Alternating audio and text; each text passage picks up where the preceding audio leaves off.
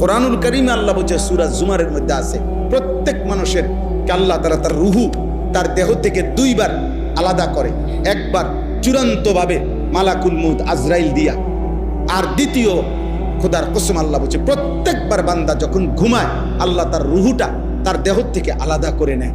আল্লাহ নিজে বলছেন, আমি চাইলেই আবার ফেরত দেই, আমি না চাইলে ফেরত দেই। আল্লাহু ইয়াতাওয়াফাল আনফুসা হিনা মাউতিহা ওয়াল্লাতী লাম তামুত ফী মানামিহা ফায়ুমসিকুল্লাতী কাদা আলাইহাল মাউত ওয়া ইউরসিলুল উখরা ইলা আজালিন মুসাম্মা।